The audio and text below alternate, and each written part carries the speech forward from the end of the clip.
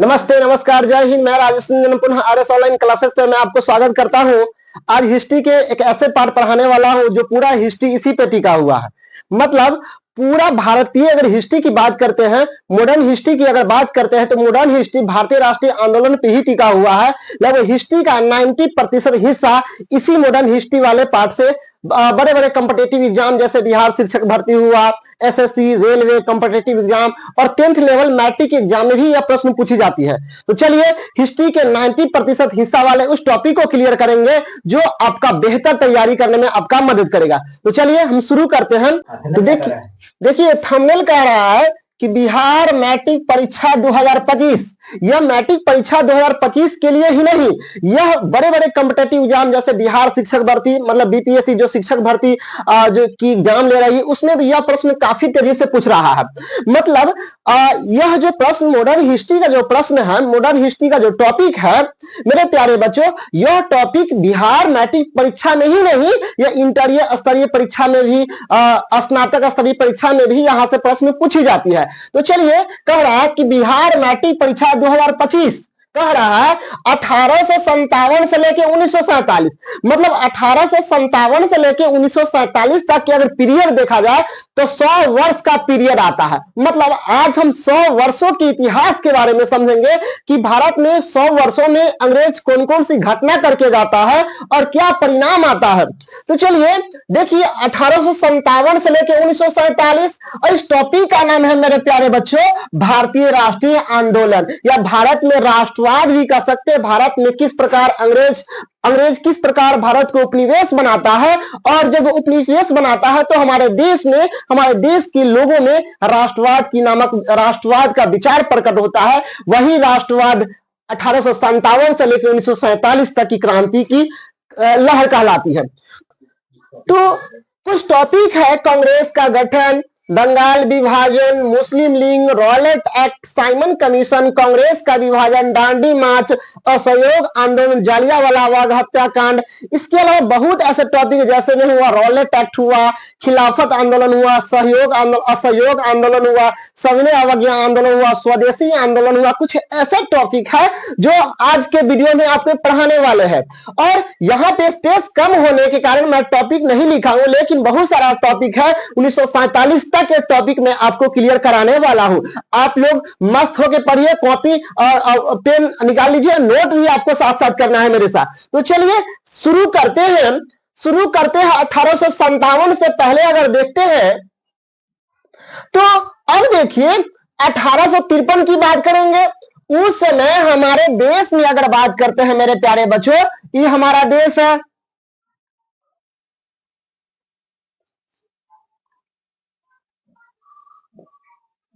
ये हमारा देश है मेरे प्यारे बच्चों।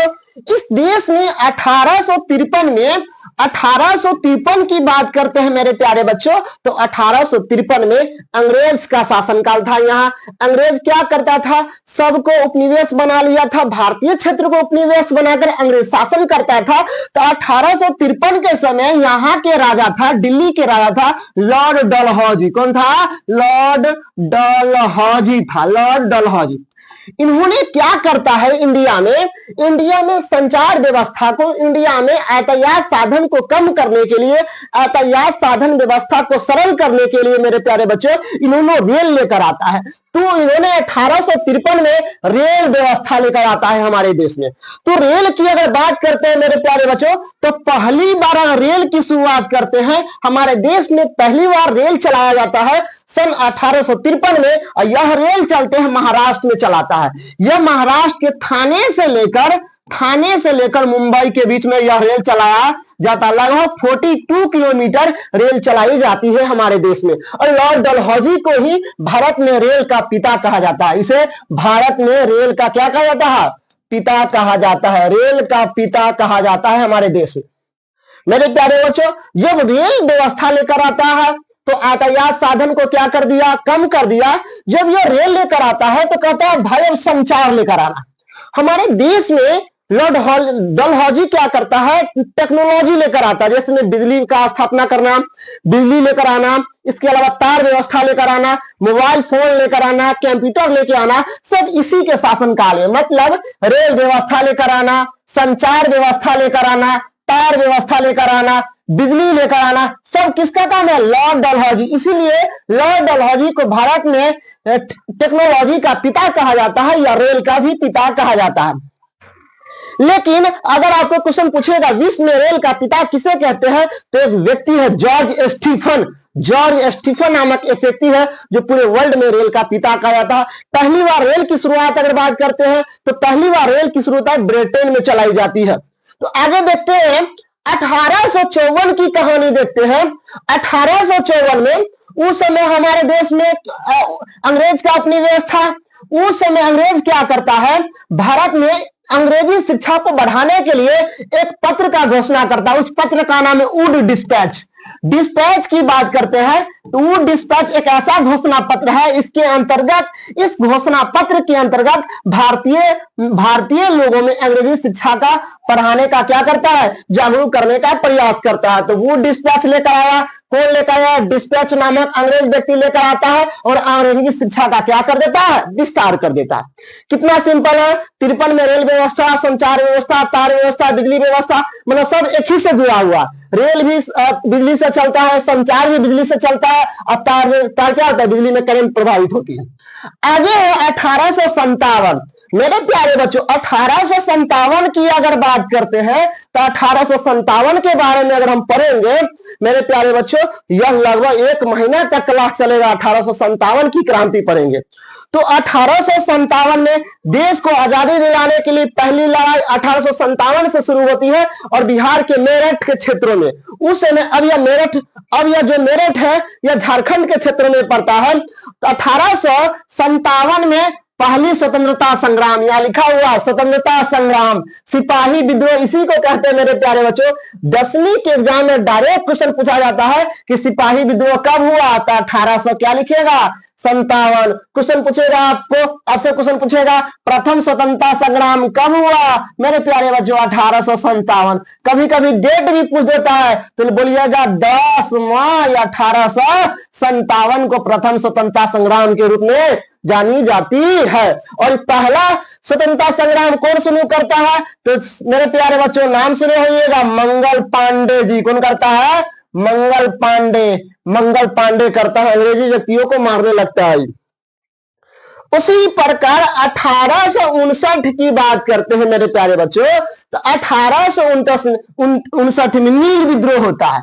नील विद्रोह एक किसान विद्रोह है। किसानों द्वारा यह विद्रोह किया जाता है, यह बंगाल में किया जाता है, बंगाल में।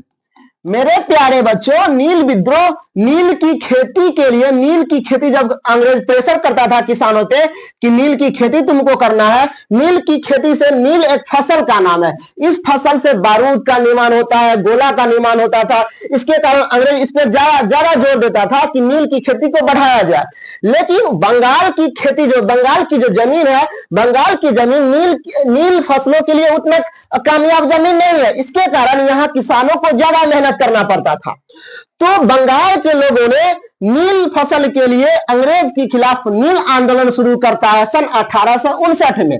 और इन्होंने अगर नील के विद्रोह के बारे में अगर जानना है तो एक नील दर्पण पुस्तक के नाम है मेरे प्यारे बच्चों। इसका लेखक कौन है, दीनबंधु नामक लेखक, दीनबंधु मित्र नामक नील दर्पण का लेखक है। नील दर्पण के बारे में, नील विद्रोह के बारे में इसका इतिहास दिया गया है इस किताब में। तो नील विद्रोह कब हुआ, 1859 में। उसी प्रकार 1861 की बात करते हैं मेरे प्यारे बच्चों, सॉरी एक व्यक्ति आ गया, 1860 में बात करते हैं। तो 1860 में अंग्रेज क्या करता है, संदेश के जानने के लिए, समाचार पत्र को जानने के लिए, पत्र को भेजने के लिए, आदान प्रदान करने के लिए डाक व्यवस्था लेकर आता है। पोस्ट ऑफिस जानते हैं, वही पोस्ट ऑफिस लेकर आता है। कौन, अंग्रेज लेकर आता है। कब लेकर आता है, 1860 में लेकर आता है। आगे 1861 की बात करते हैं। 1861 में भारतीय दंड संहिता है, आईपीसी, इंडियन पिनल कोड कहते हैं। मेरे प्यारे बच्चों आईपीसी की अगर बात करते हैं, आईपीसी की बात करते हैं, इंडियन इंडियन पिनल कोड की पिनल कोड की बात करते हैं मेरे प्यारे बच्चों, यह लागू होता है 1861 में। हमारे भारतीय संविधान में अगर बात करते हैं हम, भारतीय संविधान में क्या दिया गया है कि अगर कोई भी दंडित व्यक्ति है, दंडित व्यक्ति को सजा दिलाने के लिए आईपीसी धारा के तहत उसे दंड दिया जाएगा मेरे प्यारे बच्चों। अब देखिए जो आईपीसी जो धारा है, यह दंड देता है। क्या देता है? दंड देता है। लेकिन एक नाम और सुने होगा, सीआरपीसी धारा के तहत दंड देने की प्रक्रिया की व्यवस्था दिया गया है भारतीय संविधान में। तो अब देखिए हमारे संविधान में तो सीआरपीसी धारा को परिवर्तन भी कर दिया गया है। आईपीसी धारा के तहत लोगों को क्या दिया जाता है? जो जुल्म करता है उसको दंड दिया जाता है। संविधान के तहत सीआरपीसी धारा के तहत दंड देने की प्रक्रिया के बारे में बताया गया और इसी प्रक्रिया को पढ़कर जज सब क्या करता है, वकील सब क्या करता है? फैसला सुनाता है और क्या करता है? उसको क्या देता है? न्याय देने का प्रयास करता है। चलिए आगे देखते हैं हम। आगे है सन 1861 में ही। अब देखिए मेरे प्यारे बच्चों, अब ये क्या बताया है कि आईपीसी धारा लागू कौन करेगा? आईपीसी धारा का लागू कौन करता है? जज करता है। और जज कहां बैठता है? कोर्ट में बैठता है मेरे प्यारे बच्चों। कोर्ट 3 प्रकार के होता है, आपको मालूम है। एक डिस्ट्रिक्ट कोर्ट होता है, एक हाई कोर्ट होता है, एक सुप्रीम कोर्ट होता है। अब देखिए मेरे प्यारे बच्चों, वर्तमान में हमारे देश में कुल 25 उच्च न्यायालय है। 25 उच्च न्यायालय है। क्वेश्चन पूछेगा कि हमारे देश में क्या कितने हाई कोर्ट है? वर्तमान में 25 है। एक उच्चतम न्यायालय है, एक उच्चतम न्यायालय है। उच्चतम न्यायालय मतलब सुप्रीम कोर्ट। उच्चतम न्यायालय मतलब एक सुप्रीम कोर्ट है और 25 उच्च न्यायालय। अब देखिए मेरे प्यारे बच्चों, आईपीसी धारा की बात करते हैं तो आईपीसी धारा को लागू कहां किया जाएगा? कोर्ट में किया जाएगा। डिस्ट्रिक्ट कोर्ट हुआ, हाई कोर्ट हुआ, सुप्रीम कोर्ट हुआ। तो क्या करता है? न्याय व्यवस्था को लागू करने के लिए उस समय हमारे देश में 3 प्रेसिडेंसी था। एक मुंबई प्रेसिडेंसी था, एक कलकत्ता था और एक मद्रास प्रेसिडेंसी था। ये तीनों प्रेसिडेंसी मिलकर पूरे देश को चलाता था। यहां भी अंग्रेज बैठा हुआ, यहां भी अंग्रेज बैठा हुआ, यहां भी अंग्रेज बैठा हुआ। तो ये जो तीनों प्रेसिडेंसी है, तीनों प्रेसिडेंसी का केंद्र कौन है? वो दिल्ली है। कौन है? दिल्ली है। अब समझिए यहां पे क्या होता है। ये तीनों मुंबई में, कलकत्ता में, मद्रास में क्या करता है? न्याय व्यवस्था को व्यवस्थित करने के लिए हाई कोर्ट का स्थापना होता है। हाई कोर्ट का स्थापना किया जाता है 1861 में। तो क्वेश्चन पूछता है कलकत्ता हाई कोर्ट का गठन कब हुआ? 1861 में। मद्रास हाई कोर्ट का गठन कब हुआ? 1861 में। मुंबई हाई कोर्ट का गठन कब हुआ? 1861 में। मेरे प्यारे बच्चों, इतना याद करके रखना, Mumbai high court, Calcutta high court और Madras high court, 3 high court तो पूछने करता है एग्जाम में। इतना तो याद करके रखना। और तीनों का आंसर क्या होगा? 1861। चलिए हम आगे पढ़ने का प्रयास करेंगे। आगे देखिए, आगे क्या कह रहा है, सुनिए। मुंबई, मद्रास, कलकत्ता उच्चतम न्यायालय का स्थापना। अब ये क्या बताएं? 3 प्रेसिडेंसी, एक मुंबई है, एक मद्रास है, एक बंगाल है, पश्चिम बंगाल है। ये तीनों का गठन कब किया जाता है? 1861 में। और पश्चिम बंगाल के जो वकील होते हैं, सुप्रीम कोर्ट व मुख्य न्यायाधीश होते हैं, उसको जॉर्ज लिम्पे को बनाया जाता है। जॉर्ज लिम्पे को बनाया जाता है। तो क्वेश्चन पूछता है बंगाल के प्रथम न्यायाधीश कौन थे? जॉर्ज लिम्पे। कौन थे? जॉर्ज लिम्पे। आगे देखते हैं 1862 में बहावी आंदोलन शुरू होता है। अब बहावी आंदोलन के बारे में देखते हैं मेरे प्यारे बच्चों। ये क्या है? हमारा इंडिया है। ये शॉर्टकट थोड़ा लेते हैं मेरे प्यारे बच्चों। बहावी आंदोलन शुरू होता है बंगाल में शुरू होता है बहावी आंदोलन। अब बहावी आंदोलन एक किसान आंदोलन है। बहावी आंदोलन हुआ, किसान आंदोलन हुआ, संथाल विद्रोह हुआ, ये सब जितना विद्रोह है, संथाल विद्रोह हुआ। इसके बाद मोपला विद्रोह हुआ मेरे प्यारे बच्चों। मोपला विद्रोह इधर आएगा, मोपला विद्रोह आएगा। इसके अलावा कुका विद्रोह आएगा मेरे प्यारे बच्चों। कुका विद्रोह आएगा जो पंजाब में लागू होता है, कुका विद्रोह। ये जितना विद्रोह है मेरे प्यारे बच्चों, ये सब किसान आंदोलन करता है अंग्रेज के खिलाफ, और किसान पर कर लगाता है, टैक्स लगाता है, इसके खिलाफ आंदोलन सब शुरू करता है। चलिए आगे देखते हैं। 1865 में भारत और यूरोप के बीच क्या होता है, समुद्री टेलीग्राफ क्या होता है, सेवा शुरू हो जाता है। समुद्र में स्थिति को पता करने के लिए, समुद्र में अपनी स्थिति को पता करने के लिए अंग्रेज और भारतीय व्यक्ति मिलकर एक टेलीग्राफ लाता है। उस टेलीग्राफ के माध्यम से समुद्र में अपनी स्थिति, अपनी जगह को पता लगाया जा सकता है। किस लिए, व्यापार करने के लिए कि आप कहां हैं, आदान प्रदान किया जाता है इस सेवा से। आगे देखिए 1866 की बात करते हैं। 1866 में इलाहाबाद हाई कोर्ट, जो दुनिया का सबसे बड़ा हाई कोर्ट है। अब इलाहाबाद हाई कोर्ट की बात करते हैं मेरे प्यारे बच्चों। इलाहाबाद हाई कोर्ट की अगर बात करते हैं, इलाहाबाद हाई कोर्ट का गठन 1866 में होता है। यह पूरे दुनिया के, अगर क्षेत्रफल के अनुसार देखा जाए तो पूरे दुनिया के सबसे बड़ा हाई कोर्ट है, सबसे बड़ा हाई कोर्ट है। पूरे दुनिया का सबसे बड़ा हाई कोर्ट कौन है, इलाहाबाद हाई कोर्ट है, जो कहां है, यूपी में पड़ता है। इसके बाद मेरे प्यारे बच्चों, इलाहाबाद का अगर इतिहास देखा जाए तो इलाहाबाद का नाम अभी प्रयागराज रखा गया है, प्रयागराज रखा गया है। इसी प्रयागराज में महाकुंभ मेला का शुरुआत किया जा रहा है। महाकुंभ मेला की आयोजन किया जा रहा है।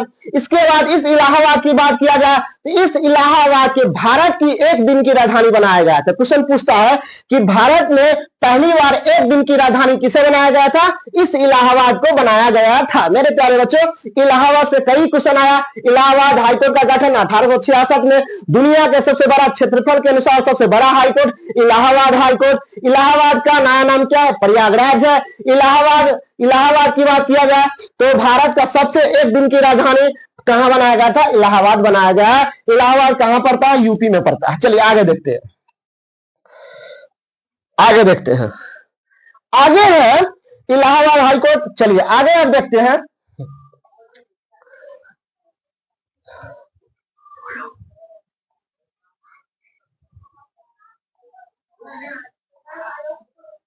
आगे देखते हैं 1869 एक बहुत बड़ा इतिहास है।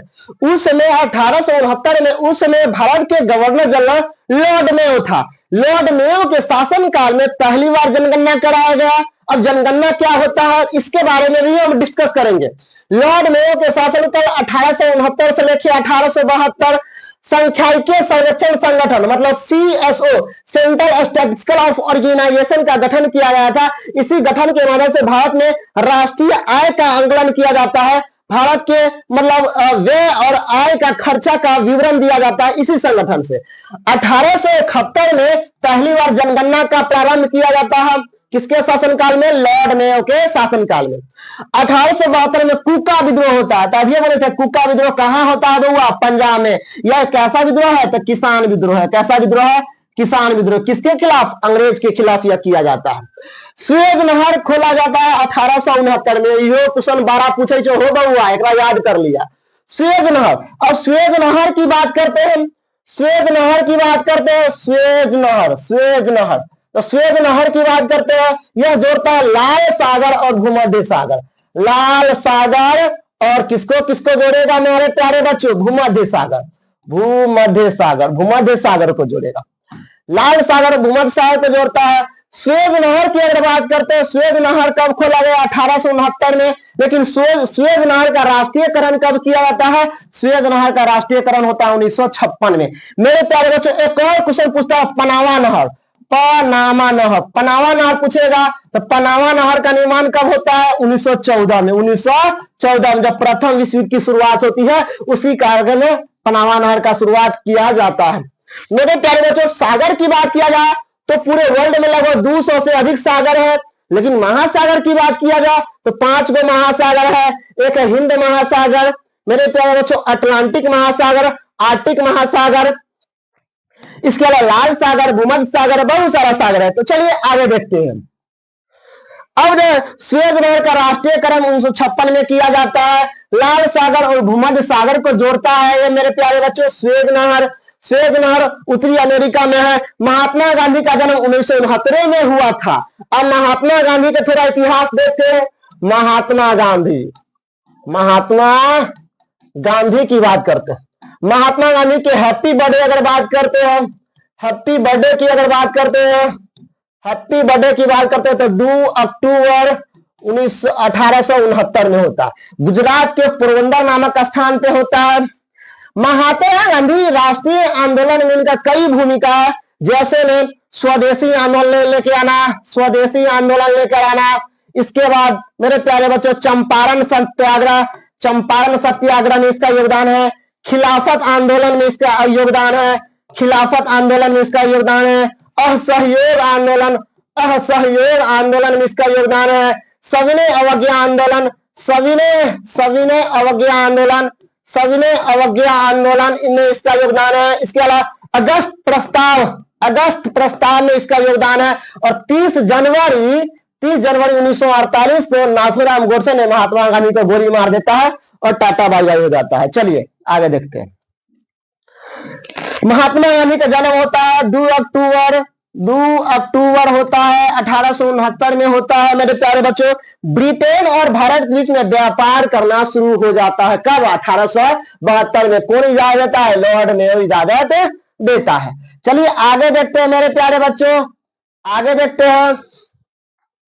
1875 का इतिहास अगर देखा जाए तो प्रिंस ऑफ वेल्स, यह ब्रिटेन के राजा था, इंग्लैंड के राजा था, पहली बार भारत में आया था भारत के शासन व्यवस्था को देखने के लिए। इसके बाद आर्य समाज की स्थापना की बात किया जाए तो आर्य समाज की भी स्थापना 1875 में ही होता है। कौन करता है? स्वामी दयानंद सरस्वती जी करते हैं 1875 में। इन्होंने वेदों की ओर लौटो एक नारा देता है स्वामी दयानंद सरस्वती, वेदों की ओर लौटो। इसके बाद सत्यार्थ प्रकाश नाम पुस्तक की भी रचना करता है स्वामी दयानंद सरस्वती। स्वामी दयानंद सरस्वती का वास्तविक नाम देखा जाए तो मूल शंकर इसका वास्तविक नाम है, मूल नाम था, प्राचीन नाम। उसी प्रकार अगर देखा जाए तो आर्य समाज 1875, वेदों की ओर लौटो स्वामी विवेकानंद, सत्यार्थ प्रकाश की रचना स्वामी विवेकानंद सरस्वती। और स्वामी दयानंद सरस्वती की अगर बात किया जाए, स्वामी दयानंद का मूल नाम मूल शंकर जी है, मूल शंकर जी है मेरे प्यारे बच्चों, पूछता भी है। सत्यार्थ प्रकाश के लेखक कौन है? स्वामी दयानंद सरस्वती जी है। आगे देखते हैं 1876 का अगर इतिहास देखते हैं तो 1876 में उस समय लॉर्ड लीटन है। कौन है? लॉर्ड लीटन, भारत के गवर्नर जनरल लॉर्ड लीटन महारानी विक्टोरिया को 1877 में कैसर ए हिंद की उपाधि। अब देखिए मेरे प्यारे बच्चों, कैसर ए हिंद की उपाधि की अगर बात करते हैं तो हमारे देश के एक व्यक्ति है राष्ट्रपिता कैसर ए हिंद। कैसर ए हिंद की बात करते हैं, कैसर ए हिंद की बात करते हैं तो महारानी विक्टोरिया को दिया जाता है, महारानी विक्टोरिया को दिया जाता है, विक्टोरिया को दिया जाता है। यह अंग्रेज व्यक्ति है, मतलब इंग्लैंड के महारानी है। उसी प्रकार कैसर हिंद की उपाधि महात्मा गांधी को भी दिया जाता है, महात्मा गांधी को भी दिया जाता है, महात्मा गांधी को भी दिया जाता है। लेकिन महात्मा गांधी क्या कर देता है? वापस कर देता है मेरे प्यारे बच्चों, वापस कर देता है। कितना आसान क्वेश्चन है। महारानी विक्टोरिया को कैसर ए हिंद, महात्मा गांधी को कैसर ए हिंद, महात्मा गांधी को कैसर ए हिंद क्या कर देता है? रिटर्न कर देता है मेरे प्यारे बच्चों। आगे देखते हैं, आगे कह रहा है 1878 में वर्नाकुलर प्रेस एक्ट। यह प्रेस एक्ट बहुत पूछता है एग्जाम में, एकदम VVI है, मोस्ट VVI है, vernacular press act. Vernacular press act की बात करते हैं मेरे प्यारे बच्चों, vernacular press act, vernacular press act की बात करते हैं। यह प्रेस एक्ट 1878 में आता है। कौन लेकर आता है? लॉर्ड लीटन लेकर आता है, लॉर्ड लीटन। इस लॉर्ड लीटन लेकर आता है। इस एक्ट के माध्यम से भारतीय समाचार पत्रों पे क्या लगा देता है? रोक लगा देता है। भारतीय समाचार पत्रों पे क्या कर देता है? रोक लगा देता है, रोक लगा देता है। कितना इजी है मेरे प्यारे बच्चों। Vernacular press act 1878 Lord Lytton लेकर आया, भारतीय समाचार पत्रों पे क्या कर देता है, रोक लगा देता है। चलिए आगे देखते हैं। अब कह रहा है इस एक्ट के तहत भारतीय समाचार पत्रों पे रोक लगा दिया। भारतीय शस्त्र अधिनियम लेकर आया कि भारत में कोई भारतीय व्यक्ति, कोई भी व्यक्ति शस्त्र अस्त्र का इस्तेमाल नहीं करेगा। 1878 में ही आता है। 1878 में ही लॉर्ड लिटन ने सिविल सेवा परीक्षा की अगर बात करते हैं तो 1878 में सिविल सेवा परीक्षा में से आयु 21 वर्ष से घटाकर 19 वर्ष कर दिया गया है। मतलब बच्चों को राहत दिया गया 21 वर्ष से का कितना कर दिया गया, 19 वर्ष कर दिया गया मेरे प्यारे बच्चों। आगे है 1880 लॉर्ड रिपन भारत का वायसराय बना। 1880 में सबसे लोकप्रिय गवर्नर जनरल के नाम से जाना जाता है। तो क्वेश्चन पूछेगा कि भारत के सबसे लोकप्रिय गवर्नर जनरल कौन था, लॉर्ड रिपन था। लॉर्ड रिपन ने ही वर्नाकुलर प्रेस एक्ट को क्या कर देता है, समाप्त कर देता है। भारत का स्वर्ण युग भी कहा जाता है इसी काल को। तो क्वेश्चन पूछेगा किस काल को भारत का स्वर्ण युग कहा जाता है, तो कहिएगा लॉर्ड रिपन के काल को। लॉर्ड रिपन के काल को क्या कहा जाता है, भारत का स्वर्ण युग काल कहा जाता है। आगे देखिए, आगे कह रहा है वर्नाकुलर प्रेस एक्ट समाप्त कर देता है। 1882 में कौन करेगा समाप्त, रिपन करेगा समाप्त। और लेकर कौन आएगा, रिपन क्या करेगा समाप्त, और लागू कौन करता है, लॉर्ड लीटन करता है। लीटन जी लागू किया और रिपन जी क्या कर दिया, समाप्त कर दिया। इसे स्थानीय स्वशासन का जनक, स्थानीय स्वशासन मतलब ग्राम पंचायत, मतलब इसके शासनकाल में ग्राम पंचायत का भी गठन किया गया था मेरे प्यारे बच्चों। ग्राम लेवल पर ही सरकार का गठन किया गया था। किसके शासनकाल में, लॉर्ड रिपन के शासनकाल में मेरे प्यारे बच्चों। 2 अक्टूबर 1959 को राजस्थान के नगौर जिला में स्थानीय स्वशासन का लागू कर दिया गया। कौन लागू किया, पंडित जवाहरलाल नेहरू व्यक्ति, एक ऐसा व्यक्ति जो भारत के प्रथम प्रधानमंत्री थे। मैंने राजस्थान के नगौर जिला में स्थानीय स्वशासन मतलब ग्राम पंचायत का गठन कर दिया गया। 1881 में इसी के शासनकाल में पहली बार नियमित जनगणना मतलब 10 जनगणना की अवधि की अगर बात करते हैं, जनगणना की अवधि 10 वर्ष है। 10 वर्ष पर जनगणना कराया जाएगा। 1881 से लेके 1891 मतलब नियमित जनगणना, फिर 1891 से लेके फिर 10 वर्ष 1901 मतलब इसमें भी 10 साल का अंतराल, इसमें भी 10 साल का, इसमें भी 10 साल का। यह नियमित जनगणना इसी को कहते हैं जो लगातार 10 वर्ष पे कराई जाती है, लगातार 10 वर्ष पे कराई जाती है। ऐसी जनगणना को नियमित जनगणना कहते हैं। कब लागू हुआ, 1881 में लागू होता है। कौन करता है, लॉर्ड रिपन करता। 1882 में हंटर आयोग का गठन किया जाता है। इसी शासनकाल में बिहार, यूपी, राजस्थान, बंगाल सब में क्या होता है मेरे प्यारे बच्चों, अकाल पड़ने लगता है। अकाल को दूर करने के लिए बहुत सारे अकाल आयोग का भी गठन किया जाता है। आगे है 1883 में इल्वर्ट बिल आता है। यह बहुत ही आपके एग्जाम में क्वेश्चन पूछेगा कि इल्वर्ट बिल क्या होता है। चलिए इल्वर्ट बिल के बारे में देखते हैं। इल्वर्ट बिल की बात करते हैं। इस बिल के तहत भारतीय जज हाई कोर्ट में मुकदमा चला सकता है। मुकदमा चला सकता है और न्याय व्यवस्था, न्याय प्रणाली न्याय दे सकता है।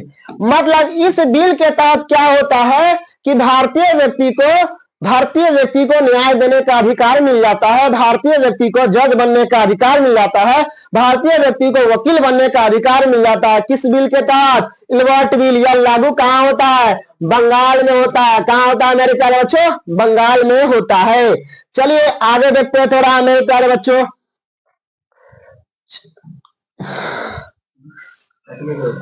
आगे देखते हैं 1885 के एक बहुत बड़ा इतिहास है मेरे प्यारे बच्चों। 1885 में भारतीय राष्ट्रीय कांग्रेस का गठन, मतलब कांग्रेस पार्टी आप सुनते होइएगा चर्चा में, वर्तमान में कांग्रेस पार्टी का सचिव कौन है? मल्लिकार्जुन खड़गे है। वर्तमान में कांग्रेस पार्टी के विपक्ष के नेता कौन है? राहुल गांधी जी है। वर्तमान में कांग्रेस के 233 वर्तमान में कांग्रेस के लोकसभा में 233 लोकसभा सांसद है। अब देखिए मेरे प्यारे बच्चों की अगर बात करते हैं, Congress party INC Indian national Congress party का गठन होता है 1885 में। कौन करता है? A.O. हुम करता है। कौन करता है? A.O. हुम करता है। A.O. हुम कहां के था? A.O. स्कॉटलैंड के व्यक्ति था। कहां के रहने वाला था? स्कॉटलैंड के। भारत में सिविल सेवा परीक्षा देकर पास किया था और हिमाचल प्रदेश के कॉरिडोर में इसका पदाधिकारी सेक्टर था। 28 दिसंबर 1885 में कांग्रेस पार्टी का गठन किया जाता है। जब गठन किया जाता है तो उस समय 72 प्रतिनिधि भाग लेता है। यह आयोजन स्थल की बात किया जाए, यह पूना में आयोजन होना था, लेकिन पूना में प्लेग रोग के कारण पूना से पोस्टपोन्ड करके मुंबई में कर दिया जाता है। मुंबई के गोकुलदास संस्कृत विश्वविद्यालय में इसकी पहली बैठक होती है। पहली बैठक में 72 व्यक्ति क्या लेता है? भाग लेता है। इसमें 0 महिला था, एक भी महिला नहीं थी इसमें। आगे देखते हैं, प्रथम अध्यक्ष की बात करते हैं तो WC बनर्जी को प्रथम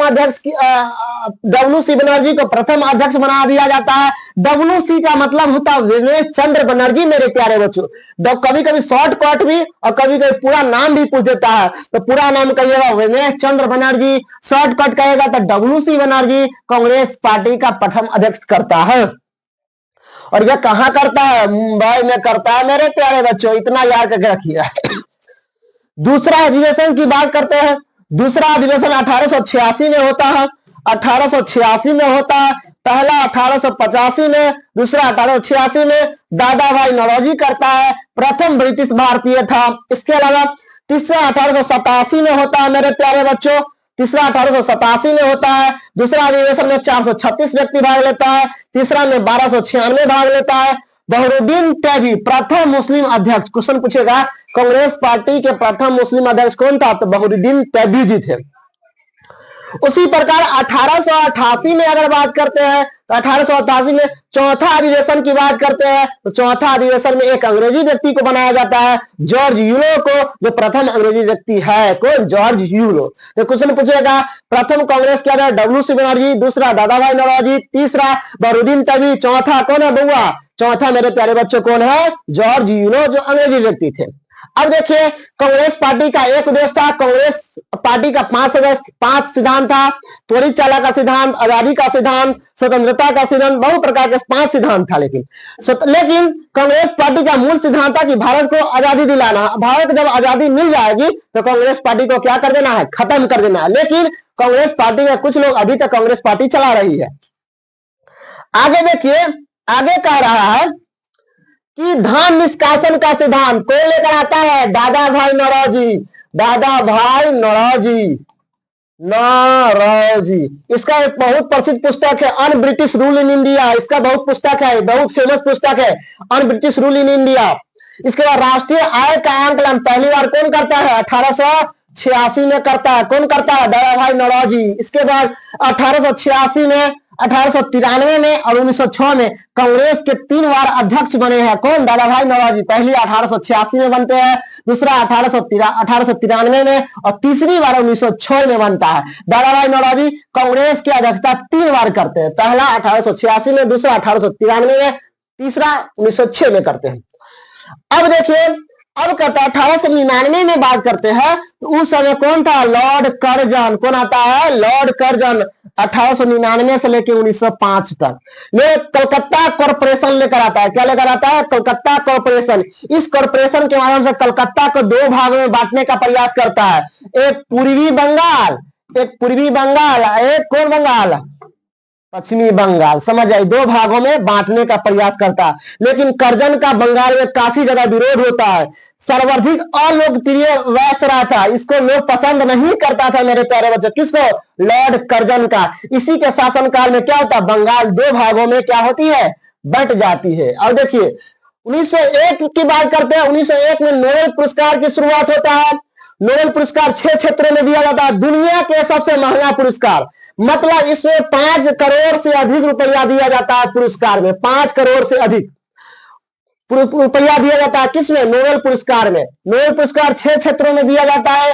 शांति के क्षेत्र में दिया जाता है, साहित्य के क्षेत्रों में दिया जाता है, रसायन के क्षेत्रों में, भौतिकी के क्षेत्रों में, अर्थशास्त्र के क्षेत्रों में और जीव विज्ञान के क्षेत्रों में दिया जाता है। तो क्वेश्चन पूछता है नोबेल पुरस्कार कितने क्षेत्रों में? 6 क्षेत्रों में नोबेल पुरस्कार की बात किया जाता है। कब शुरुआत किया गया? 1901 में।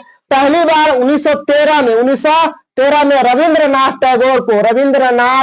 टैगोर को नोबेल पुरस्कार दिया जाता है। गीतांजलि को लिखने के चक्कर में, गीतांजलि नामक पुस्तक लिखता है। तो इसी पुस्तक के उपलक्ष्य में साहित्य के क्षेत्रों में किसको नोबेल पुरस्कार दिया जाता है? रविंद्रनाथ टैगोर को दिया जाता है। उसी प्रकार 1903 की घटना देखते हैं। CID क्या करता है? CID भारत में क्या करता है? अंग्रेजी व्यक्ति को जब मारने लगता है, इंडियन व्यक्ति मारने लगता है, अंग्रेजी व्यक्ति की हत्या होने लगता है, तो अंग्रेज क्या करता है? CID लेकर आता है, क्राइम इन्वेस्टिगेशन डिपार्टमेंट लेकर आता है। कब? 1903 में। और क्रिमिनल को पकड़ा जाता है CID के माध्यम से। उसी प्रकार 1903 में प्राचीन स्मारक संरक्षण अधिनियम लागू होता है। जो प्राचीन पर्यटन स्थल है उसको संरक्षण करने की जरूरत है। कब? 1903 में लाई जाती है। 1904 में विश्वविद्यालय अधिनियम पारित किया जाता है। 1904 में विश्वविद्यालय अधिनियम के तहत भारत में बड़े बड़े विश्वविद्यालय का गठन किया जाता है। इस विश्वविद्यालय में अंग्रेजी शिक्षा को बढ़ावा दिया जाता है। भारत के क्षेत्रीय भाषा में बोलने का अधिकार दिया जाता है। भारत के क्षेत्रीय भाषा में पढ़ने का अधिकार दिया जाता है। उसके साथ साथ अंग्रेजी भाषा को भी सम्मानित किया जाता है, सम्मिलित भी किया जाता है मेरे प्यारे बच्चों। किस अधिनियम के तहत? 1904 अधिनियम के तहत। आगे देखते हैं मेरे प्यारे बच्चों। 1905 में बंगाल विभाजन, लॉर्ड कर्जन उस समय था बंगाल के गवर्नर जनरल। इसका विरोध होता है काफी हद तक। 7 अगस्त 1905 के बंगाल में ही स्वदेशी आंदोलन की मांग होती है और इस स्वदेशी आंदोलन को बंग भंग आंदोलन कहा जाता है। मतलब बंगाल को भी विभाजन किया जाता है, उसी विभाजन को रोकने के लिए बंग भंग आंदोलन चलाता है स्वदेशी आंदोलन। इसमें मतलब देशी वस्तु को अपनाओ, विदेशी वस्तु को त्याग करो। स्वदेशी आंदोलन का एक लक्ष्य था कि विदेशी वस्तु को क्या करना है? त्याग करना है और देशी वस्तुओं को क्या करना है? अपनाना है। स्वदेशी आंदोलन का कब पारित होता है? 7 अगस्त 1905 को। आगे देखते हैं मेरे प्यारे बच्चों। 1905 में ही कांग्रेस की अध्यक्षता कौन करता है? गोपाल कृष्ण गोखले जी करते हैं। तो क्वेश्चन पूछेगा कि 1905 में कांग्रेस का अध्यक्ष कौन किया? गोपाल कृष्ण गोखले। और कहां होता है 1905 का गठन जब हुआ? कलकत्ता में होता है। कहां होता है? कलकत्ता में होता है मेरे प्यारे बच्चों। आगे पहली बार स्वशासन की मांग होता है। कब? 1905 में। स्वशासन मतलब अंग्रेजों का शासन नहीं, अपना शासन, स्वयं की शासन मांग होता है। कहां? कलकत्ता में। कब होता है? 1905 में ही होता है मेरे प्यारे बच्चों। आगे हम 1906 की बात करते हैं। 1906 में मुस्लिम लीग की स्थापना होता है। मतलब भारत में सांप्रदायिकता को बढ़ाने के लिए मुस्लिम लेकर आता है। मुस्लिम समुदाय के लोग मुस्लिम लीग की स्थापना करता है। 2 व्यक्ति, एक सलीम खां एक आगा खां, दोनों भाई ने मिलकर मुस्लिम लीग की स्थापना करता है। और कांग्रेस का अधिवेशन दादा भाई नौरोजी करता है। कब? 1906 में। कब करता है? 1906 में करता है। कौन करता है? दादा भाई नौरोजी करता है और कलकत्ता में करता है। तो 1906 में दो घटना होता है। मुस्लिम लीग की स्थापना आगा खां और सलीम का। 1906 में कांग्रेस का अधिवेशन दादा भाई नौरोजी करता है, कलकत्ता अधिवेशन में होता है। 1905 में क्या होता है? बंगाल विभाजन होता है, स्वदेशी आंदोलन होता है। स्वदेशी आंदोलन को ही बंग भंग आंदोलन कहा जाता है। 1905 में कांग्रेस का अध्यक्षता कौन करता है? गोपाल कृष्ण गोखले करता है। पहली बार स्वशासन की मांग होती है, अपनी शासन की मांग होती है। इसके बाद 1906 की बात करते हैं। 1906 में मुस्लिम लीग की स्थापना होता है आगा खां और सलीम खां द्वारा। 1906 में कांग्रेस का अध्यक्षता कौन करता है? दादा भाई नौरोजी, कलकत्ता अधिवेशन में। आगे देखते हैं मेरे प्यारे बच्चों। 1907 की बात करते हैं। 1907 में सूरत अधिवेशन होता है। सूरत अधिवेशन होता है। रास बिहारी बोस पहली बार अगर देखा जाए तो पहली बार कांग्रेस का विभाजन अगर देखा जाए, कांग्रेस का अगर विभाजन देखते हैं, कांग्रेस का विभाजन अगर देखते हैं तो 1907 में ही होता है। 1907 में ही होता है। कांग्रेस को 2 भागों में बांट देता है। एक नरम दल में, एक नरम दल और एक गरम दल में बांट देता है। एक गरम दल में बांट देता है मेरे प्यारे बच्चों।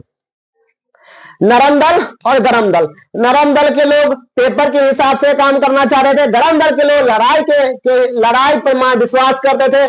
नरम दल के लोग पेपर पे विश्वास करते थे, कागज पत्तर पे विश्वास करते थे, जबकि गरम दल के लोग लड़ाई पे विश्वास करते थे। आगे देखिए, रास बिहारी बोस सूरत अधिवेशन की अध्यक्षता कौन करता है? रास बिहारी बोस। यह कहाँ होता है? सूरत में होता है। सूरत कहाँ पड़ता है? महाराष्ट्र में पड़ता है। नरम दल और गरम दल पड़ता है।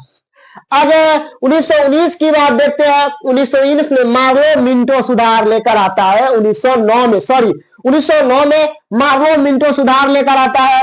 इसके अलावा सांप्रदायिकता प्रतिनिधित्व, मतलब सांप्रदायिकता प्रतिनिधित्व का मतलब क्या होता है मेरे प्यारे बच्चों? यहां पे समझिए आप, यहां पे आप समझिए इसका मतलब क्या होता है मेरे प्यारे बच्चों। इसका मतलब क्या होता है मेरे प्यारे बच्चों? सांप्रदायिकता मतलब होता है कि अलग अलग धर्मों को बांट देना, अलग अलग धर्मों को क्या करना? सांप्रदायिकता मतलब अलग अलग धर्मों को अलग अलग धर्मों को बांटकर, अलग अलग धर्मों को बांटकर क्या करना? राजनीति करना। बांटकर क्या करना? राजनीति करना। सांप्रदायिकता राजनीति कहलाता है मेरे प्यारे बच्चों। तो सांप्रदायिकता प्रतिनिधित्व क्या करना? लागू करना। मतलब मुस्लिम धर्म के लोग अलग रहेंगे, हिंदू धर्म के लोग अलग रहेंगे, सिख धर्म के लोग अलग रहेंगे। कब आता है? 1919 के अधिनियम में आता है। पृथक चुनाव किया जाता है, मतलब मुस्लिम लीग के लिए अलग चुनाव होना चाहिए, मुस्लिम लीग के लिए अलग चुनाव होना चाहिए, कांग्रेस के लिए अलग होना चाहिए और हरिजन के लिए अलग होना चाहिए।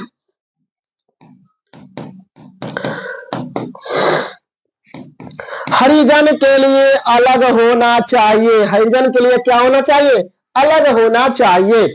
गांधी जी द्वारा हिंद स्वराज की मांग करता है। कब? 1919 में ही मांग करता है।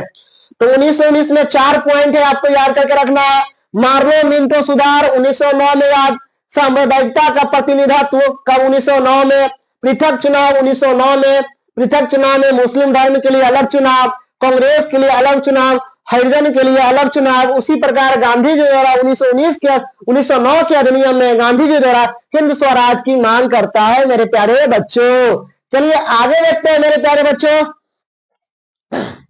1911 की बात करते हैं तो लॉर्ड हार्डिंग 1911 से लेकर 1916 तक भारत के गवर्नर जनरल बनते हैं। 1909 में इसके शासनकाल में 12 दिसंबर 1911 को जॉर्ज परचम, जो ब्रिटेन के राजा है, कौन कहां के राजा है?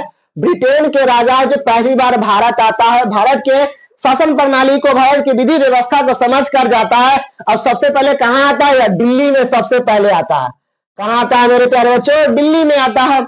बंगाल विभाजन रद्द किया जाता है मेरे प्यारे बच्चों। तो क्वेश्चन पूछता है बंगाल विभाजन रद्द कब किया गया? 1911 में, 1991 में, 1911 में बंगाल विभाजन को क्या कर दिया जाता है? रद्द कर दिया जाता है मेरे प्यारे बच्चों। और 1911 में भी एक प्रस्ताव लेकर आता है कि भारत की राजधानी कलकत्ता से हटाकर दिल्ली लाई जाए।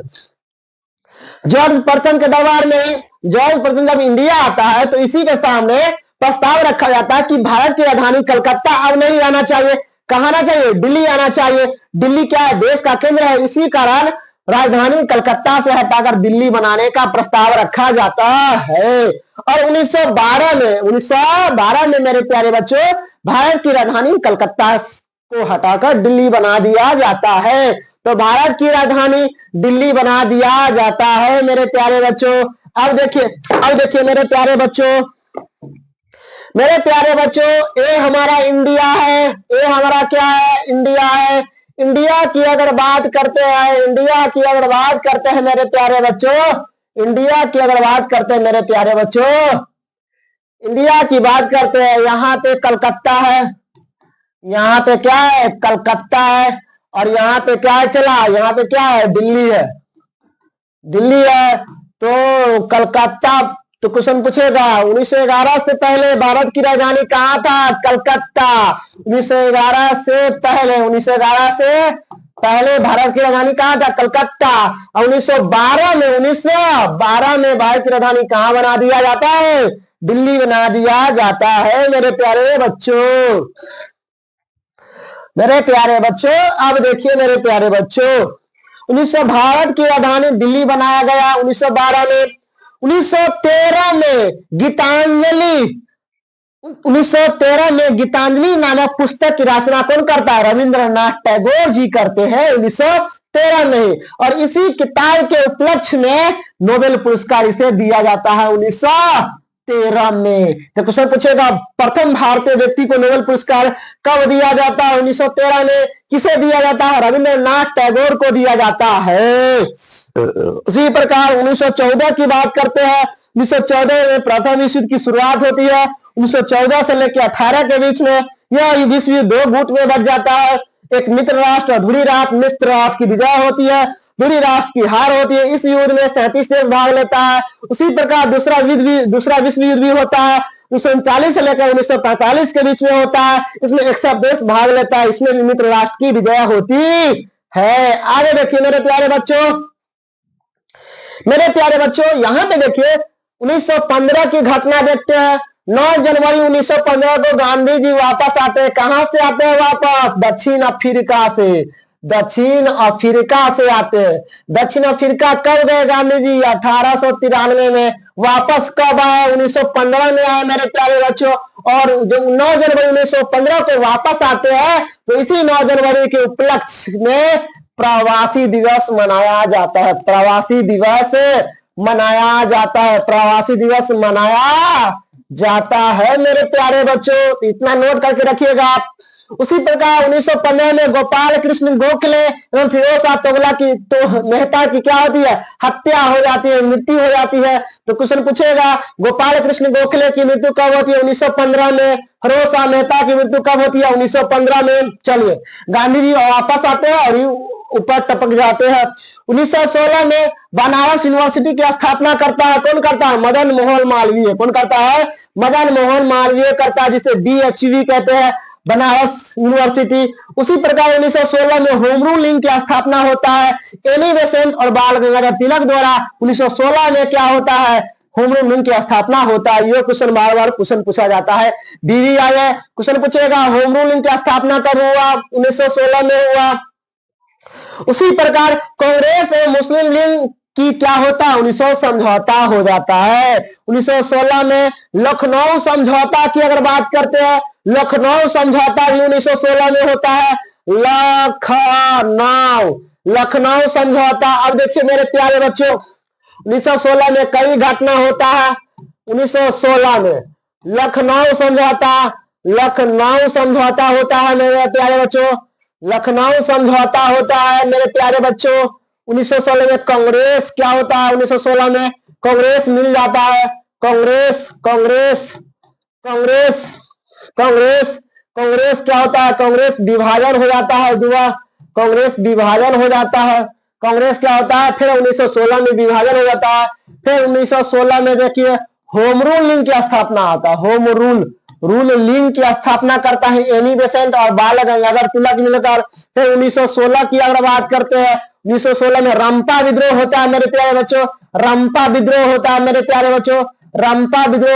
प्यारे बच्चों। 1916 में रंपा कांग्रेस समझौता, कांग्रेस का विभाजन मिलना, होम रूल लीग की स्थापना होना, रंपा विद्रोह होना, सब कब की घटना है? 1916 की घटना है मेरे प्यारे बच्चों, पूना में। अब देखिए कह रहा है कांग्रेस और मुस्लिम लीग की समझौता होता है। यहां भी बोल सकते हैं कांग्रेस और मुस्लिम लीग की समझौता हो सकता है। कांग्रेस और मुस्लिम लीग की समझौता हो सकता है। कांग्रेस और मुस्लिम लीग की समझौता। कांग्रेस और मुस्लिम लीग की समझौता 1916 में। कांग्रेस और मुस्लिम लीग, कांग्रेस एवं कांग्रेस और मुस्लिम लीग कांग्रेस और मुस्लिम लीग का क्या होता है? समझौता होता है मेरे प्यारे बच्चों। कब होता है? 1916 में होता है। तो 1916 में 5 को घटना याद करके रखेंगे। पहला लखनऊ समझौता होता है, कांग्रेस का विभाजन मिल जाता है। फिर 1916 में क्या होता है? कांग्रेस गरम दल और गरम दल एक हो जाता है। 1916 में होम रूलिंग की स्थापना होता है। 1916 में रंपा विद्रोह होता है मेरे प्यारे बच्चों। उसी प्रकार कांग्रेस और मुस्लिम लीग का क्या होता है? समझौता हो जाता है मेरे प्यारे बच्चों। कब हो जाता है? 1916 में हो जाता है। चलिए आगे देखते हैं मेरे प्यारे बच्चों। 1917 की घटना, सेल्डर आयोग का गठन किया जाता है। सेल्डर आयोग, क्वेश्चन पूछेगा सेल्डर आयोग का गठन, सेल्डर सेल्डर सेल्डर आयोग का गठन पूछते हैं। सेल्डर आयोग का गठन पूछेंगे तो कब होता है मेरे प्यारे बच्चों? 1917 में होता है, 1917 में होता है। चंपारण सत्याग्रह की बात करते हैं 1917 में, यह बिहार के चंपारण जिला में, बिहार के चंपारण जिला में शुरू होता है। चंपारण जिला में शुरू करता कौन है? हमारे राष्ट्रपिता गांधी जी। कौन करते हैं? हमारे राष्ट्रपिता गांधी जी करते हैं। तीन कठिया पद्धति के लिए, कौन पद्धति? तीन कठिया पद्धति, मतलब 20 हिस्सा में, कितने हिस्सा में? 20 हिस्सा में 3 हिस्सा ही किसान को दिया जाता है। इसी पद्धति के लिए राजकुमार शुक्ला, कौन हुआ? राजकुमार शुक्ला। राजकुमार शुक्ला व्यक्ति का नाम याद करके रखेंगे, राजकुमार शुक्ला। किसको याद रखेंगे? राजकुमार शुक्ला, राजकुमार शुक्ला। राजकुमार शुक्ला क्या करते हैं? शुक्ला गांधी जी को निमंत्रण देते हैं कि आइए हमारे बिहार में नील की खेती के लिए, तीन कठिया प्रणाली के लिए नील की खेती का जो किसान का काफी दयनीय स्थिति हो चुका है, इसका विरोध करना है और अंग्रेजों द्वारा जो टैक्स लिया जा रहा है उसको क्या करना है? खत्म करना है। तो गांधी जी आते हैं 1917 में। गांधी जी एक ट्रेन पकड़ते हैं, गांधी जी ट्रेन पकड़ के सीधे पहुंचते हैं मुजफ्फरपुर पहुंचते हैं। इसलिए गांधी जी का गेटवे ऑफ चंपारण कहते हैं मुजफ्फरपुर को। यह बीपीएससी में कई बार क्वेश्चन पूछ चुका है। तो गेटवे ऑफ चंपारण किसे कहते हैं? मुजफ्फरपुर को कहते हैं। सबसे पहले मुजफ्फरपुर में ही गांधी जी ट्रेन से उतरते हैं और यहां से बेतिया होते हुए पश्चिमी चंपारण जाते हैं और यहाँ पे नील कठिया प्रणाली पद्धति के खिलाफ, अंग्रेजों के खिलाफ, 3/20 पद्धति के खिलाफ, अंग्रेजों के खिलाफ आंदोलन शुरू करता है और यह 3 कठिया प्रणाली को क्या कर दिया जाता है? समाप्त कर दिया जाता है। जब ये गांधी जी, मेरे प्यारे बच्चों, गांधी जी जब चंपारण पहुंचते हैं तो चंपारण के गवर्नर के पास ये ठहरते हैं, चंपारण के गवर्नर के पास रुकते हैं। तो उस समय गवर्नर के पास में एक व्यक्ति था, बतख खा व्यक्ति नामक क्या करता है? अंग्रेज क्या करता है? महात्मा गांधी के खाना में जहर मिला दिया जाता है। तो उस समय जहर खाना कौन देता था? गवर्नर के दरबार में बत्तख खाना में एक मियां था, वो काम करता था। तो गांधी जी को बता देता है कि यह खाना नहीं खाइए। गांधी जी वहां मर जाते खाना खाते थे, क्योंकि खाना में क्या था? जहर था। इसीलिए क्वेश्चन पूछा गया कि चंपारण में गांधी जी के जान कौन बचाता है? बत्तख खा। कौन बचाता है? बत्तख खा बचाता है। कौन बचाता है? बत्तख खा। यह बीपीएससी में कई बार क्वेश्चन पूछ चुका है, लगभग 3 से 4 बार क्वेश्चन पूछ चुका है। मेरे प्यारे बच्चों, चलिए आगे देखते हैं। 3 कठिया प्रणाली 3/20, 20 हिस्सा में 3 हिस्सा ही किसान को दिया जाता था। 17 हिस्सा क्या करा था? अंग्रेज के पास चला जाता था। मेरे प्यारे बच्चों, पहली बार कांग्रेस की अध्यक्षता की बात करते हैं, पहली बार महिला कांग्रेस अध्यक्षता की बात करते हैं तो एनी बेसेंट को प्रथम भारतीय राष्ट्रीय महिला कांग्रेस बना दिया जाता है। तो क्वेश्चन पूछता है कि कांग्रेस के प्रथम महिला अध्यक्ष कौन बनी? तो एनी बेसेंट। कौन है? Annie Besant. कौन है? एनी बेसेंट क्या है? विदेशी भारतीय व्यक्ति है, ब्रिटिश भारतीय, मतलब विदेश के रहने वाले, जो इंडिया आई थी और इंडिया में नागरिकता प्राप्त कर ली थी, एनी बेसेंट। मेरे प्यारे बच्चों, खेरा आंदोलन की अगर बात करते हैं तो खेरा आंदोलन होने का सबसे बड़ा रीजन है फसल बर्बादी। फसल बर्बादी होने के कारण यहाँ खेरा आंदोलन शुरू होता है। यह शुरू होता है अहमदाबाद में शुरू होता है। उसी प्रकार अहमदाबाद नील सत्याग्रह भी शुरू होता है, अहमदाबाद में ही होता है। और यह दोनों घटना 1918 में ही होता है। अहमदाबाद गुजरात में पड़ता है। मेरे प्यारे बच्चों, आगे देखते हैं 1919 की घटना। अगर देखते हैं मेरे प्यारे बच्चों, 1919 की घटना मेरे प्यारे बच्चे देखते हैं तो 13 अप्रैल 1919 को जालियांवाला बाग हत्याकांड होता है। यह जालियांवाला बाग हत्याकांड कहाँ होता है? अमृतसर में होता है। कहाँ होता है? अमृतसर में होता है। कहाँ होता है? अमृतसर में होता है। उसी प्रकार 18 मार्च 1919 को रॉलेट एक्ट लागू होता है। अब रॉलेट एक्ट क्या है मेरे प्यारे बच्चों? तो रॉलेट एक्ट वैसा एक्ट है, इस एक्ट के माध्यम से बिना मुकदमा चलाए गए, बिना मुकदमा चलाए लोगों को गिरफ्तार कर लिया जाता था, भारतीय लोगों को गिरफ्तार करके जेल में डाल दिया जाता था। इस रॉयल्ट एक्ट को काला कानून एक्ट भी कहा जाता है। क्या कहा जाता है? काला कानून एक्ट भी कहा जाता है। उसी प्रकार 1920 की घटना अगर देखते हैं तो अलीगढ़ मुस्लिम विश्वविद्यालय का स्थापना होता है। कब होता है? कौन करता है मेरे प्यारे बच्चों? सर सैयद अहमद खां। सर सैयद अहमद खां अलीगढ़ मुस्लिम विश्वविद्यालय का स्थापना करता है मुस्लिम शिक्षा को बढ़ाने के लिए। उसी प्रकार यहाँ अगर देखते हैं असहयोग आंदोलन 1920 में होता है मेरे प्यारे बच्चों। कौन करता है? इसका नेतृत्व कौन करता है? महात्मा गांधी करता है। कौन करता है? महात्मा गांधी जी करते हैं। महात्मा गांधी जी करते हैं मेरे प्यारे बच्चों। उसी प्रकार खिलाफत आंदोलन की बात किया जाए तो खलीफा को न्याय दिलाने के लिए, खलीफा को न्याय दिलाने के लिए भारत में खिलाफत आंदोलन शुरू करता है। इसका भी नेतृत्व कौन करता है? हमारे राष्ट्रपिता महात्मा गांधी जी करते हैं। आगे है 1921 में केरल में मोपला विद्रोह होता है। क्या होता है? मोपला विद्रोह। मोपला विद्रोह देखा जाए तो यह किसान का विद्रोह है। क्या है?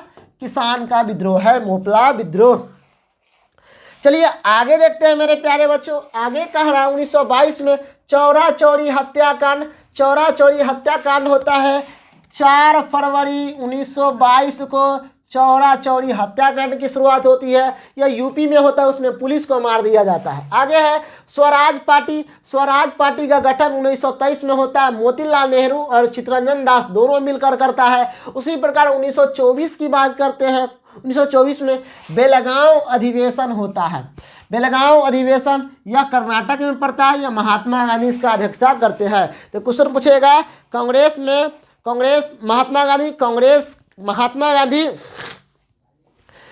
पार्टी की अध्यक्षता कब करता है? 1924 में। कौन सा अधिवेशन? बेलगांव अधिवेशन में। कौन सा अधिवेशन? बेलगांव अधिवेशन में करता है मेरे प्यारे बच्चों।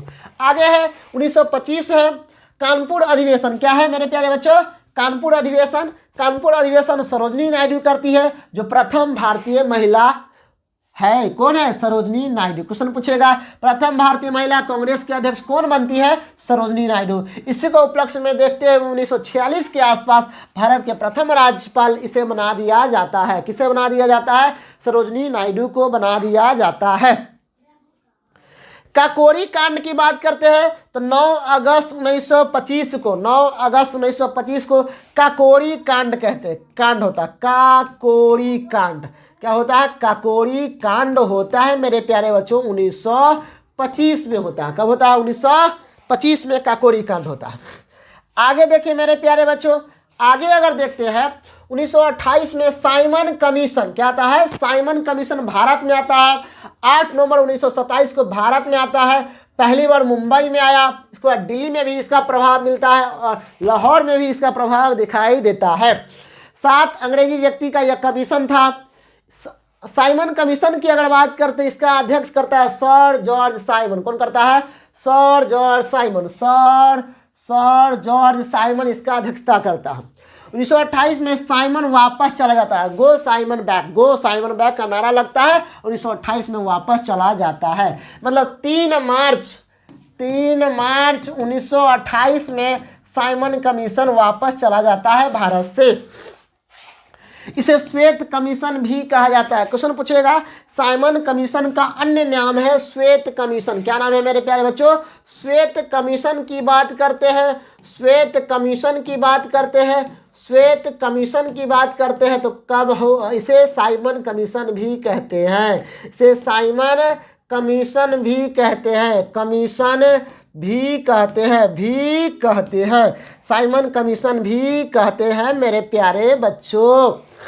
आगे है इसका साइमन कमीशन का विरोध जोर शोर से करता है कौन? लाला लाजपत राय। कौन करता है? लाला लाजपत राय। जब साइमन कमीशन का विद्रोह करता था, अंग्रेजी पुलिस आकर लाठी चार्ज करता है लाला लाजपत राय पे। इसी लाठी चार्ज में लाला लाजपत राय का क्या हो जाता है? डेथ हो जाता है। अब आगे देखते हैं मेरे प्यारे बच्चों। आगे कह रहा है सैंडर्स हत्या केस। इसका हत्या होता है 17 दिसंबर 1928। 3 व्यक्ति मिलकर इसका हत्या करता है। भगत सिंह करता है, चंद्रशेखर आजाद करता है और राजगुरु करता है मेरे प्यारे बच्चों। हिंदुस्तान सोशलिस्ट रिपब्लिक पार्टी का गठन सचिंद्र नाथ सन्याल है, सचिंद्र नाथ सन्याल करता है। कब? 1928 में करता है। कांग्रेस का लाहौर अधिवेशन की बात किया जाए तो 1929 में कांग्रेस का लाहौर अधिवेशन होता है। कौन अधिवेशन होता है? लाहौर अधिवेशन होता है मेरे प्यारे बच्चों। लाहौर अधिवेशन की अध्यक्षता कौन करते हैं? पंडित जवाहरलाल नेहरू। पंडित जवाहरलाल नेहरू जी करते, पंडित जवाहरलाल नेहरू जी करते हैं मेरे प्यारे बच्चों। आगे है पंडित जवाहरलाल नेहरू जी इसकी अध्यक्षता करते हैं। इस अधिवेशन में पूर्ण स्वराज की मांग, कांग्रेस के लाहौर अधिवेशन में पूर्ण स्वराज की मांग किया जाता है। पूर्ण स्वराज की मांग होता है, पूर्ण स्वराज की मांग होता है, मतलब पूरा मेरा अपना राज होना चाहिए। 26 जनवरी 1930 को स्वतंत्रता दिवस मनाने की घोषणा किया जाता है। कब? 1930 में। कब? 1930 में। 4 फरवरी 1930 को सविनय अवज्ञा आंदोलन किसके अध्यक्षता में? राष्ट्रपिता महात्मा गांधी के अध्यक्षता में यह आंदोलन शुरू होता है, सविनय अवज्ञा आंदोलन। सविनय अवज्ञा आंदोलन की शुरुआत किया जाए तो 4 फरवरी 1920 में शुरू होता है मेरे प्यारे बच्चों। आगे देखिए 12 मार्च 1930 को दांडी यात्रा होती है। क्या होती है? दांडी यात्रा, मतलब नमक कर तोड़ो आंदोलन। नमक कर तोड़ो आंदोलन के लिए दांडी यात्रा निकाली जाती है। 6 अप्रैल 1930 को क्या होता है? समाप्त कर दिया जाता है। 12 मार्च 1930 को शुरू करता है, 6 अप्रैल 1930 को यह दांडी यात्रा खत्म कर दिया जाता है। 24 दिनों की यात्रा होती है। 375 किलोमीटर यात्रा तय किया जाता है, पैदल यात्रा तय किया जाता है। 78 प्रतिनिधि भाग लेता है। इसमें एक गांधी जी रहते हैं, एक अंग्रेजी वेह मिलर नामक व्यक्ति, मतलब टोटल 80 व्यक्ति मिलकर रहते हैं मेरे प्यारे बच्चों। एक अंग्रेजी व्यक्ति है, एक गांधी जी है, 78 आम प्रतिनिधि व्यक्ति मिलकर भाग लेते हैं इस दांडी यात्रा में। 31 जनवरी 1930 को गांधी जी द्वारा 11 सूत्री की मांग होता है। 11 सूत्री की मांग होता है मेरे प्यारे बच्चों। आगे है प्रथम गोलमेज सम्मेलन की बात किया जाए। प्रथम गोलमेज सम्मेलन होता है 12 नवंबर 1930 को। 12 नवंबर 1930 को प्रथम गोलमेज सम्मेलन होता है। 19 नवंबर 1931 तक होता है। इसमें 89 प्रतिनिधि और प्रतिनिधि भाग लेता है। उसी प्रकार अगर देखते हैं गोलमेज सम्मेलन की बात करते हैं, गोलमेज सम्मेलन की बात करते हैं मेरे प्यारे बच्चों, गोलमेज सम्मेलन की बात करते हैं। गोलमेज सम्मेलन, पहला गोलमेज सम्मेलन की बात करते हैं, पहला गोलमेज सम्मेलन की बात करते हैं, पहला गोलमेज सम्मेलन की बात करते हैं, पहला गोलमेज सम्मेलन की बात करते हैं तो होता है 1930 में होता है। उसी प्रकार दूसरा गोलमेज, उसी प्रकार अगर देखते हैं, उसी प्रकार अगर दूसरा गोलमेज सम्मेलन की बात करते हैं, दूसरा गोलमेज सम्मेलन की बात करते हैं 1931 में होता है मेरे प्यारे बच्चों। उसी प्रकार तीसरा गोलमेज सम्मेलन की बात करते हैं, तीसरा गोलमेज सम्मेलन की बात करते हैं तो 1932 में होता है। इस तीनों गोलमेज सम्मेलन का अध्यक्षता कौन होता है? Ramsay McDonald. यह लंदन में होता है। कहाँ होता है? लंदन में होता है। पहला गोलमेज सम्मेलन में अंबेडकर जी भाग लेते हैं, दूसरा में भाग लेते हैं गांधी जी लेते हैं, महात्मा गांधी जी भाग लेते हैं। दूसरा इसमें भी महात्मा गांधी जी भाग लेते हैं, इसमें भी महात्मा गांधी जी भाग लेते हैं। मतलब तीनों गोलमेज सम्मेलन में भाग लेते हैं अम्बेडकर जी। कौन लेते हैं? अम्बेडकर जी तीनों गोलमेज सम्मेलन में भाग लेते हैं। और गांधी जी की बात किया जाए तो गांधी जी दूसरा गोलमेज सम्मेलन में गांधी जी भाग लेते हैं। यह कहाँ होता है? लंदन में होता है। रैमजे मैकडोनाल्ड की अध्यक्षता में होता है। चलिए उस समय यहाँ के प्रधानमंत्री ये था। आगे देखते हैं मेरे प्यारे बच्चों, 1931 की बात करते हैं। गांधी इरविन समझौता, गांधी और इरविन के बीच में समझौता होता है और गांधी इरविन से मांग करता है। 5 मार्च 1931 को दिल्ली पैक्ट होता है। दिल्ली पैक्ट की शुरुआत होता है 31 में, 5 मार्च 1931 में होता है। उसी प्रकार अगर देखते हैं द्वितीय गोलमेज सम्मेलन 5 सितंबर 1931 से लेकर दिसंबर 1931 तक होता है। गांधी जी इसी सम्मेलन में भाग लेते हैं द्वितीय, इसमें 31 प्रतिनिधि भाग लेता है। तो कुछ क्वेश्चन पूछेगा, दूसरे गोलमेज सम्मेलन में कुल कितने प्रतिनिधि भाग लेता है? तो 31 प्रतिनिधि भाग लेता है। उसी प्रकार 23 मार्च 1931 को भगत सिंह, सुखदेव, राजगुरु की हत्या हो जाती है। उसी प्रकार तीसरा गोल सम्मेलन, भगत सिंह, सुखदेव, राजगुरु को हत्या नहीं, फांसी दिया जाता है। क्या दिया जाता है? फांसी दे दिया जाता है, दे दिया जाता है मेरे प्यारे बच्चों। इसके अलावा 1932 में पूना पैक्ट क्या होता है? पूना पैक्ट होता है। महात्मा गांधी और अंबेडकर के बीच में पूना पैक्ट होता है। इसी पूना पैक्ट में हरिजन को अधिकार मिलता है। हरिजन को क्या मिलता है? अधिकार मिल जाता है मेरे प्यारे बच्चों।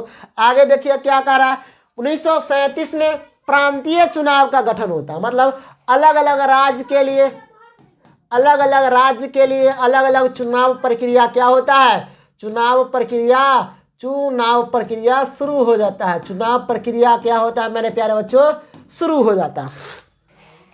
1939 की घटना अगर देखते हैं तो 1939 में फॉरवर्ड ब्लॉक का स्थापना करता है सुभाष चंद्र बोस जी, करते हैं मेरे प्यारे बच्चों। त्रिपुरा अधिवेशन में ये सुभाष चंद्र बोस हार जाते हैं और हरिपुरा अधिवेशन से यह चुनाव लड़ते हैं और जीत जाते हैं और इसी अधिवेशन में फॉरवर्ड ब्लॉक की स्थापना कर देते हैं। हालांकि यह त्याग लास्ट में क्या कर देता है? त्याग दे दिया जाता है। 1940 में देखते हैं, 1940 में व्यक्तिगत सत्याग्रह का आंदोलन शुरू होता है। 17 अक्टूबर 1940 को व्यक्तिगत सत्याग्रह आंदोलन विनोबा भावे नामक व्यक्ति ने शुरू करता है। पहले सत्याग्रह व्यक्ति विनोबा भावे थे, दूसरे सत्याग्रह व्यक्ति पंडित जवाहरलाल नेहरू बने थे और 23 अगस्त 1940 को अगस्त प्रस्ताव पारित किया गया था। मेरे प्यारे बच्चों आगे कह रहा है 11 मार्च 1942 को क्रिप्स मिशन की घोषणा होता है। उसी प्रकार 23 मार्च 1942 को भारत पहुंचा क्रिप्स मिशन। क्वेश्चन पूछेगा क्रिप्स मिशन भारत की कब पहुंचा? तो 23 मार्च 1942 को पहुंचता है। 14 जुलाई 1942 को भारत छोड़ो आंदोलन क्या होता है मेरे प्यारे बच्चों? भारत छोड़ो आंदोलन 14 जुलाई 1942 को भारत छोड़ो आंदोलन लागू होता है। इसी भारत छोड़ो आंदोलन में अंग्रेज को संदेश दिया जाता है कि अब भाई तुमको भारत से जाना पड़ेगा, नहीं तो पिटाई लगने वाला है तुमको। 8 अगस्त 1942 को अगस्त प्रस्ताव पारित हो जाता है। मतलब भारत छोड़ो आंदोलन का प्रस्ताव क्या होता है? पारित हो जाता है संविधान से, समझ जाइए। उसी प्रकार 9 अगस्त 1942 को ऑपरेशन जीरो के तहत सभी कांग्रेसी नेताओं को क्या कर लिया जाता है? गिरफ्तार कर लिया जाता है मेरे प्यारे बच्चों। कांग्रेसी नेताओं को गिरफ्तार कर लिया जाता है। 1943 में सुभाष चंद्र बोस क्या करता है? अपना सेना बनाकर 1943 में सुभाष चंद्र बोस अपना सेना बनाकर सिंगापुर में आज़ाद हिंद फौज का स्थापना करता है। उसी प्रकार पूछेगा आज़ाद हिंद फौज का गठन, आज़ाद हिंद सरकार का गठन। आज़ाद हिंद सरकार का गठन अगर बात करते हैं तो ये करता है रास बिहारी बोस। कौन करता है? रास बिहारी बोस जी करते हैं मेरे प्यारे बच्चों। कब होता है? 1843 के ही आसपास। आगे है 1943 में दिल्ली चलो का नारा देता है सुभाष चंद्र बोस। कौन देता है? सुभाष चंद्र बोस देता है। और सुभाष चंद्र बोस का एक और नारा बहुत फेमस है, पूरे वर्ल्ड में इसका नारा फेमस है, तुम मुझे खून दो मैं तुम्हें आज़ादी दूंगा। इस नारा के तहत भारत में राष्ट्रवादी विचारधारा कूट कूट के भरने लगा और सुभाष चंद्र बोस के प्रति लोगों में क्या हुआ? प्रियता बढ़ने लगा। 23 मार्च 1943 को पाकिस्तान दिवस की मांग कौन करता है? मुस्लिम लीग करता है। 1945 में की घटना देखते हैं। 19 फरवरी 1946 को कैबिनेट मिशन का गठन होता है। मतलब कैबिनेट बनाने के लिए, सरकार को बनाने के लिए कैबिनेट मिशन का गठन होता है। कब होता है? 1946 में होता है। मेरे प्यारे बच्चों 24 मार्च 1946 को दिल्ली पहुंचता है। कैबिनेट मिशन दिल्ली कब पहुंचा? 1946 में 24 मार्च 1946 को पहुंचता है। उसी प्रकार 16 अगस्त 1946 को मुस्लिम लीग द्वारा अस्वीकार किया जाता है। कौन? दिल्ली कभी को स्वीकार किया जाता है? कैबिनेट मिशन को कौन स्वीकार कर देता, अस्वीकार कर देता? मुस्लिम लीग कहता है कि हमको भारत का कैबिनेट मिशन नहीं चाहिए, पाकिस्तान का कैबिनेट मिशन चाहिए।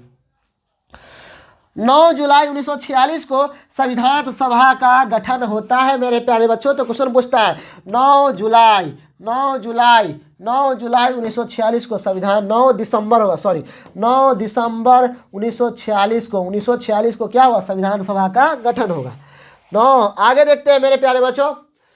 उसी प्रकार अगर देखते हैं यहाँ पे 9 दिसंबर 1946 को संविधान सभा का पहला बैठक, क्वेश्चन पूछेगा 9 जुलाई संविधान सभा का गठन होगा, लेकिन संविधान सभा का पहला बैठक की बात किया जाए तो 9 दिसंबर 1946 में बैठक होता है। उसी प्रकार 2 सितंबर 1946 को अंतरिम सरकार का गठन होता है। अंतरिम सरकार के अगर देखा जाए, अंतरिम सरकार का मतलब होता है चुनाव से पहले सरकार का गठन करना ही अंतरिम सरकार कहलाता है। कब गठन होता है? 2 सितंबर 1946 को होता है। उसी प्रकार 1947 में जब आते हैं, 20 फरवरी 1947 को इटली एक अंग्रेजी व्यक्ति है मेरे प्यारे बच्चों। क्वेश्चन पूछता है कि भारत के आज़ादी के समय इंग्लैंड का प्रधानमंत्री कौन था? इटली था।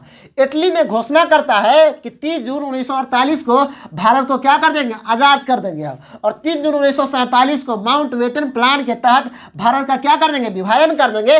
भारत अलग कर देंगे और पाकिस्तान अलग कर देंगे। तो क्वेश्चन पूछता है भारत और पाकिस्तान का विभाजन किस योजना के तहत? तो माउंटबेटन प्लान योजना के तहत। कभी कहिएगा माउंटबेटन प्लान के तहत भारत का विभाजन होता है। एक भारत कर दिया जाता है और भारत एक वर्सेस पाकिस्तान कर दिया जाता है मेरे प्यारे बच्चों। आगे कह रहा है 18 जुलाई 1947 को स्वीकृत कर लिया गया अंतरिम सरकार में। किस सरकार में? अंतरिम सरकार में कि भाई पाकिस्तान को अलग करना है, भारत को अलग करना है। 14 अगस्त 1947 को पाकिस्तान को स्वतंत्र कर दिया जाता है और 14 अगस्त को ही पाकिस्तान में स्वतंत्रता दिवस के रूप में मनाते हैं। और 15 अगस्त 1947 को भारत को आज़ाद कर दिया जाता है और 15 अगस्त 1947 को भारत आज़ाद हो जाता है। इंग्लैंड से इंग्लैंड वापस चला जाता है। तो मेरे प्यारे बच्चों, यह वीडियो आपके लिए बहुत ही हेल्पफुल होने वाला है। यह वीडियो के माध्यम से पूरे मॉडर्न हिस्ट्री आपको पकड़ा जाएगा। दोबारा मॉडर्न हिस्ट्री आपको पढ़ने में कभी कोई दिक्कत नहीं होगा। दोबारा मॉडर्न हिस्ट्री लाइफ में कभी दिक्कत नहीं है। इस वीडियो को आप पुश करके बार बार देख सकते हैं, कोई दिक्कत नहीं है। यह वीडियो यूट्यूब पर अपलोड हो जाएगा आज।